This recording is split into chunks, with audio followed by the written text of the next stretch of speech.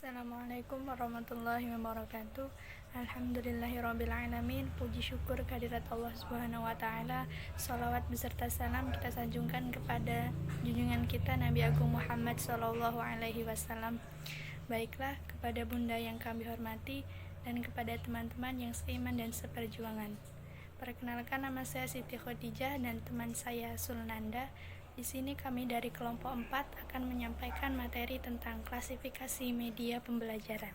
Yang pertama yaitu tentang klasifikasi media pembelajaran yang akan disampaikan oleh saya sendiri. Media pembelajaran merupakan komponen instruksional yang meliputi pesan, orang, dan peralatan. Dengan masuknya berbagai pengaruh dalam dunia pendidikan, misalnya teori atau konsep baru dan teknologi, media pendidikan atau pembelajaran terus mengalami perkembangan dan tampil dalam berbagai jenis dan format, dengan masing-masing ciri dan kemampuannya sendiri. Dari sinilah kemudian timbul usaha-usaha untuk melakukan klasifikasi atau pengelompokan media yang mengarah pada pembuatan taksonomi media pendidikan pembelajaran. Ada beberapa cara yang dapat digunakan dalam pengklasifikasian ini. Salah satu cara diantaranya ialah dengan menekankan pada teknik yang dipergunakan dalam pembuatan media tersebut. Sebagai contoh seperti gambar, fotografi, rekaman audio, dan sebagainya. Untuk materi yang kedua yaitu klasifikasi media pembelajaran menurut para ahli. Yang pertama, Mehra, Chandra, Sas, dan Joshi, Kem dan Dailon, Brown, Ricard, dan Harklirut mengklasifikasikan media pembelajaran menjadi beberapa jenis atau golongan, diantaranya yang pertama media cetak seperti surat kabar, majalah, jurnal, modul, buletin, poster, handout, dan lain sebagainya. Yang kedua, media grafik seperti diagram transparansi, peta, bola dunia, dan lain sebagainya.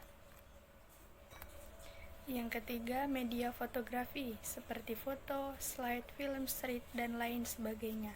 Yang keempat, media audio seperti rekaman audio, kaset audio, rekaman radio telekomunikasi, dan sebagainya. Yang kelima, televisi atau video seperti televisi siaran dan televisi kabel. Yang keenam, komputer seperti mini komputer, mikrokomputer, dan lain sebagainya. Yang ketujuh, simulasi dan permainan seperti papan tulis, manusia, mesin, dan lain sebagainya. Yang selanjutnya yaitu menurut Reiser dan Gagne, media pembelajaran diklasifikasikan menjadi 8 jenis, diantaranya yang pertama media cetak, di mana faktor utamanya adalah simbol-simbol berbasis verbal atau tulisan. Yang kedua, media audio, di mana faktor utamanya adalah suara. Yang ketiga, media semi gerak, di mana faktor utamanya adalah garis, simbol verbal atau tulisan dan gerak. Yang keempat, media visual diam, di mana faktor utamanya adalah garis, simbol verbal atau tulisan dan gambar maupun grafik. Yang kelima, media visual gerak, di mana faktor utamanya adalah gambar atau grafik garis, simbol verbal atau tulisan dan gerak. Yang keenam, media audio, di mana faktor utamanya adalah suara dan simbol verbal atau tulisan. Yang ketujuh, media audio visual diam, di mana faktor utamanya adalah suara, gambar atau grafik, garis, dan simbol gerak. Yang kedelapan, media audio visual gerak, di mana faktor utamanya mencakup kelima unsur yang sudah lengkap dan kompleks atau sempurna, yakni suara, gambar atau grafik, garis, simbol verbal atau tulisan, dan gerak. Yang selanjutnya yaitu menurut Lessing, Pollock, dan Reigelut mengklasifikasikan media pembelajaran menjadi 5 jenis, diantaranya yang pertama, media berbasis makhluk hidup, baik manusia, hewan, maupun tumbuhan, seperti guru, instruktur, tutor, dan lain sebagainya. Yang kedua, media berbasis cetak seperti buku panduan, buku latihan, lembar kerja, modul, dan lain sebagainya. Yang ketiga, media berbasis visual seperti bagan, grafik, peta, dan lain sebagainya.